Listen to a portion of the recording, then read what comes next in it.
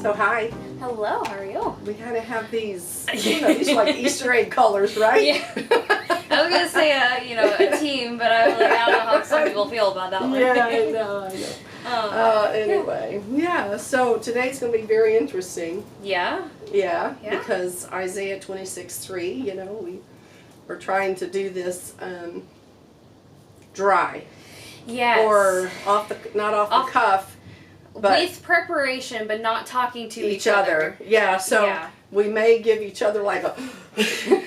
Where are you going with that? Yeah. Yeah, because we've done that a few times in the past. So Yeah. But I kind of think we can read 26:3, but I think that we have to go up to the top. Okay. 1, 2, and 3. Yeah. What you think? Yeah, that's fine. Sound good? We can read. I mean, I know I made sure to look at all of the and we context. might have to go below, but let's go above at first, yeah. Okay. So you want me to read 1 through 3 then? Yeah. All right, sounds good. So Isaiah 26, 1 through 3 says, "In that day, this song will be sung in the land of Judah. We have a strong city. He sets up salvation as walls and bulwarks.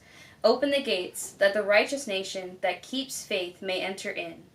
You keep him in perfect peace, whose mind is stayed on you, because he trusts in you." Yeah. Yeah.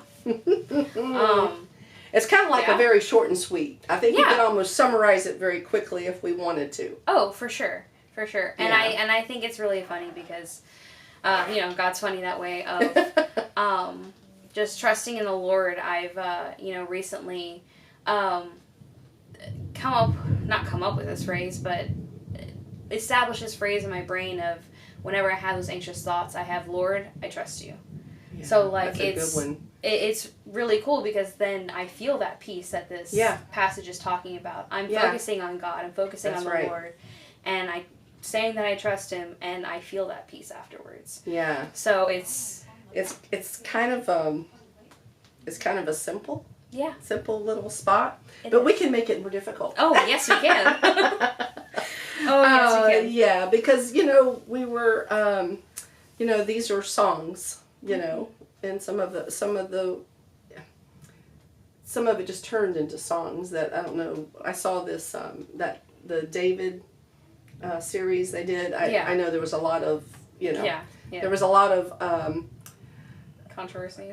Yeah, there was some controversy, but there was also a lot of, privilege. Is it called privileges that you take? Oh, yes. When you go beyond what the Bible actually says. The Bible has. They kind of went beyond some of that, but it was a good. I mean, if you were just watching it as a movie, it was a pretty good story. Oh yeah. Yeah. But and where was I going with that? So, and I know where I was going. Because, he was always musically inclined. Yeah. And so when I saw that at the beginning, it says the Song of Judah. At the beginning of my, the Bible, it has titles. Oh, okay. Sometimes mine have the Song of Judah. And, of course, on that day, this song, kind of clues us in a little bit, right? A little bit, yeah. But I just could visualize somebody singing the words, because visualizing him singing he did a lot of, I won't say singing, but it was singing. He did singing. A little different, a little different than just, But, so it is a song, and the things that I got out of it, let me see if I needed to go farther down, because it talked about, well, no, I don't, it's right there. It talked about salvation, and righteousness. I mean, there were some, those words. Is it in your version? Yep. Okay. Yep. And faithfulness and peace and trust. Mm-hmm. All those words. And it's like, and then all of that kind of points, this book that I've been using, it's always, does it point to Jesus? And we always say that everything kind of, even when you don't expect it to. It's pointing to Jesus. So when I saw that salvation there and righteousness and all of that, I kind of felt like it did point to Jesus. And so sometimes the Israelites, they would go to worshiping God and not worshiping Him, and doing right and doing evil. And so, and so it's kind of... sometimes they forget their first love, and that what we call it, our first love. Yes. So we have to have, and I guess I kind of summarized it in a way, is the fact that we have to find Jesus, we have to believe in him to find peace. Yeah. And then that faithfulness comes in and that trust comes in. Like you said, I like that. Yeah. I like the word. I like how you said that in the very beginning, was that. So, yeah. Yeah, no, and it's true. It's a choice. Just like salvation is that gift, but we get to choose to follow after him. So when we choose to let go of our anxieties that cause us all these problems and just focus on trusting in God, focus on him, then we can receive that peace because we've pushed everything else aside. Yeah, remain faithful. Don't falter. Don't be sucked in by the world and all the other stuff that's going on around you, I think, too. Yeah. It is very hard. I mean, he even says, we have a strong city. He sets up, but he sets up salvation as walls and bulwarks. Mm-hmm. So when we have that salvation, God protects us. He gives us that protection. Sometimes we like to try and knock down walls to break out, but it's like, those things are, he gives us those things to help us feel that peace and to bring us out of our despair, our anxieties and everything. And I think he was using that example of the walls. Yeah. For us to kind of get a visual. I like visuals. I do like visuals. And I think the other cool thing is that it talks about the mind. Where most of Scripture we talk about the heart.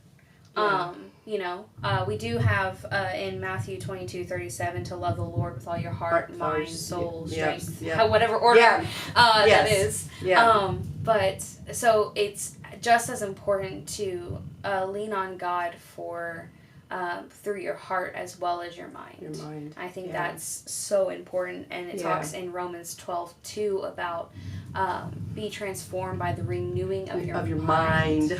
Yes. Yes. Your heart is who you are, but your mind is what makes those decisions to. Well, if you think about it, that's where all the stuff you take in. Mm-hmm. When you read, it goes into your mind. When you watch something, when you hear something, all of that kind of goes into your mind. And if you've ever watched a scary movie, you never forget it. You know what I mean? Yes. I never forget it. Yep. And you can as much as I want to. I know. You can forget it for a little while, but then something triggers it and it comes back. You know? Oh, yeah. I'm not a scary movie person. So, no, can't do that. So, I think it is. We have to be careful. Isn't there a song, Be Careful Little eyes what you see? And then be careful little whatever ears else. What you hear. Yes. Yes. Yeah, being careful with what you choose to take in is so important. Yes, it is. And it really does, God gave us that free will and he gives us those choices but he also provides those walls and those comforting places to rest. Should we choose to do so? Yes. It's always there for us. We just have to choose to take those few steps. It is. And I think farther down it talks about him being our rock, if we were to read on and humbleness and Yes. So I know. That was, at first I was like, ooh, that might be that might be difficult. I'm going to look up one verse while we continue to talk. There was one verse that kind of was up, but you know how when you're trying to find something real fast, it's in Psalms 46, and I think we've talked about that before. Okay. Psalms 46, and because I think it talks about we're sorry. Well, if you can hear, there's some thundering I know there's thundering around. Going on. I don't know if you can find it in your. I didn't have a specific verse, but what is it, Psalm 46? Yeah, Psalms 46, and I know that is. Many times we have to be. It's not is it a long one? It's not a very long one. Yeah, it's kind of, sort of. Kind of, sort of, yeah. But I don't know. There's just something about the peace. Yeah. There's also something about being still. Yeah. And I don't know if we can remember those words. I think verse 10. Be still and know that I am God. Yes, that's what I was thinking. Yep. That's what I thought it was. Yeah, so 46:10. Be still and know that I am God. I will be exalted among the nations. I will be exalted on the earth. Mm-hmm. So, It's literally just okay, calm, Yeah. be still, and just remember, I am God, and you're Yes. focused on trusting in Him. Yes. And much to the amazing language for the Hebrews, they use a lot of repetition. So in the original, in 26, in the original it says, verse 3 of, you keep him in perfect peace. It would literally be shalom, shalom. Yes. So whenever they, were kind of greeting people, it would be like shalom. But if there was like a more heaviness behind it, like purposeful, maybe. Purposeful, it would be shalom, shalom. Mm-hmm. And like their repetition, the way they used their language was just so intentional. And like having that repetition, like it's not even just that we'll just have peace. Because I think I was reading a commentary and it said, even the wicked have peace at some point. But we get to have that perfect peace, that shalom, shalom. Yeah. And that can only come from God. That is, we don't completely understand it. It's so peaceful. Yes, it passes all understanding. Passes all understanding. Yeah. Yes. Yeah. So I think that we need to take that in. Yeah. And,